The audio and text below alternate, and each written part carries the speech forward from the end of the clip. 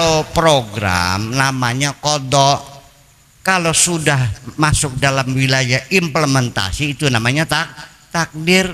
Kita bisa tahu takdir itu setelah terjadi. Kalau belum namanya kodok, itu rencana Tuhan. Nah, dunia ini adalah sepertinya sandiwara. Innamal hayatud dunya laibun walahun. Kidalang itu sudah membuat satu lakon, betul nggak? Ceritanya apa? Apa ceritanya? Lagi apa mesti di sini sandiwaranya? Damar bulan. Ya udah, ceritalah umpamanya damar bulan lah ceritanya. Itu sudah ada skenarionya, sudah dibuat.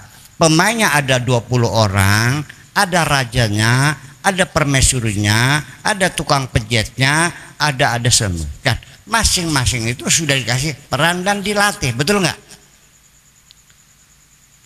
Artinya semua siap berperan sesuai dengan kata kidalang, betul nggak? Jadi tidak mungkin cerita itu akan berjalan kalau tidak ada skenario.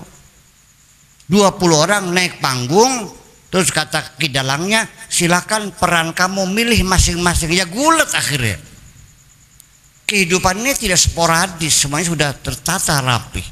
Jadi itulah ketentuan Tuhan, semuanya sudah diatur di program dan tidak akan pernah meleset. Yang sampai sekarang program Tuhan itu bukan dalam kehidupan di dunia, di dalam diri kita sendiri semua sudah terprogram.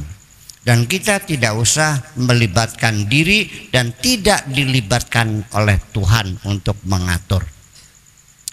Bagaimana caranya fagosit itu menangkap partikel asing yang masuk dalam darah kita, kita tidak dilibatkan oleh Allah. Di mana leukosit itu diciptakan, kita tidak pernah merasakannya. Allah yang membuat aturan bahwa leukosit itu adalah white blood cell yang pembelahannya, pembiakannya tidak melalui pembelahan sel, tapi langsung dibuat oleh hematopoietik pluripotent yang dibuat dari sumsum kita. Kita tidak tahu. Jumlah leukosit 8.000 sampai 15.000. Lebih itu kena leukemia, namanya kanker. Kita tidak diikutkan. Semua berjalan sesuai dengan aturannya. Mau bilang apa? Sok mau ngatur Allah gitu. Matahari sejak meledak Big Bang, teori George Lemaitre 14 miliar tahun yang lalu, ledakan besar, bumi selama 4 miliar kemudian baru mendingin dan ada kehidupan berputar dengan kecepatan yang stabil, tidak pernah bergeser. Selama 14 miliar itu bumi kita hanya pernah melambat 1 detik kuantum. Kita tidak bisa dilibatkan. Percaya nggak? Oke, saya menanya lagi.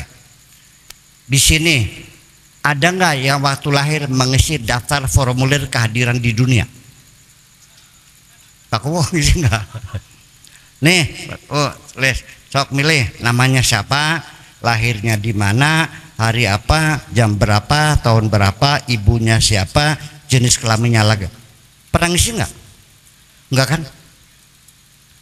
Ibunya dulu yang ngandung pernah niatan bikin nggak?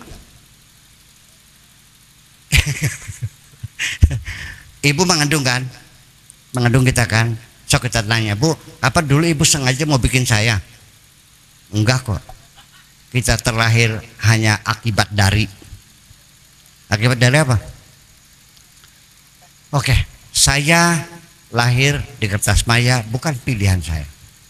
Saya jadi laki-laki bukan pilihan saya. Lahir dari ibu Haji Janab bukan pilihan saya. Tanggal 2 Februari bukan pilihan saya. Tahun 48 bukan pilihan saya. Menjelang subuh bukan pilihan saya. Semuanya bukan pilihan saya. Saya terlahir tidak dilibatkan sedikit pun. Ini saya bukan teori tapi realita, betul nggak? Bukan teori, realita, betul nggak? Dan nanti saya pun matinya saya juga saya tidak tahu. Mati saya di mana, dengan cara apa, kapan, berapa, tidak boleh. Dan kita tidak boleh makana lahumul khiyar. Innallaha yakhluqu ma yasha wa yakhtar maka lahumul khiyarah. Allah yang mencipta, Allah yang memilih, kita tidak diberi hak pilih. Yang penting laksanakan ketentuan kami. Itu namanya takdir Tuhan seperti itu. Kalau kita mengambil keputusan sendiri, saya ingin mati dengan menggantung diri, maka itu terlarang. Boleh nggak kita beli tambang sendiri? Minum racun boleh nggak? Oke, saya mau nanya deh.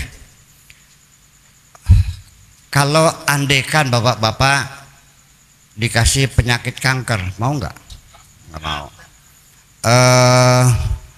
Tumor, TBC, diabetes, ya saya mau mati sih.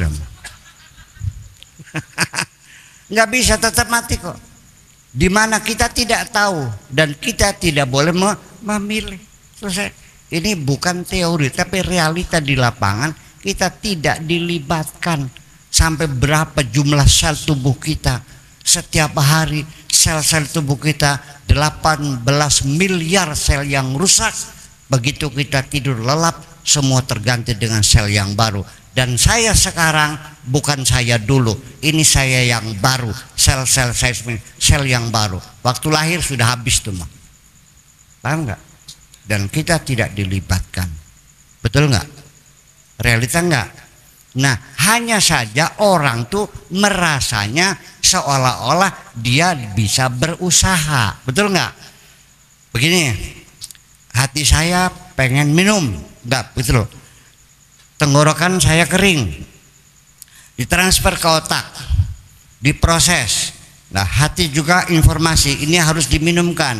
Otak dan hati juga bekerja sama, ada jalurnya.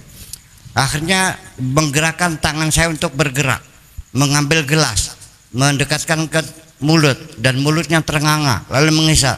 Sementara ini dikiranya kita ini bisa punya upaya, betul nggak? Perangsane kan gitu kiranya. Ini persis kayak masinis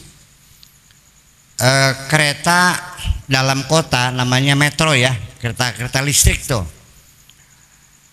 Kata pusatnya, sentralnya Gambir sekian kilometer lagi, kecepatan naikkan 120. Oke bos, nyet diinjok bos, sempet.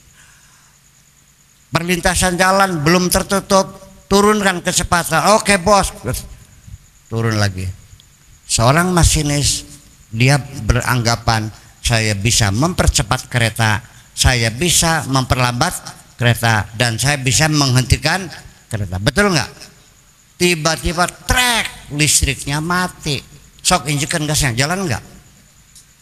Itulah kira-kira kita ini, kita bisa, karena selama ini kita masih diarusi energi oleh Allah Subhanahu wa Ta'ala. Ketika diputus, orang yang dulu mengancam saya, gue tonjok lu, saya tampar, setruk, saya datangi, bapak kata dulu mau nampar saya, iya, sok ditampar, beli bisa, silahkan tampar, nggak bisa, dulu bisa nggak, dulu mah bisa, sekarang bisa nggak, sekarang enggak. Kenapa nggak bisa? Ya nggak tahu. Itulah makanya di penghujungnya kita tetap walau bagaimanapun harus mengatakan supaya kita tidak pernah kecewa bahwa titik nol lagi, bahwa kita tidak punya apa-apa dan kita tidak bisa apa-apa. La haula wala quwata illa billahil aliyyil.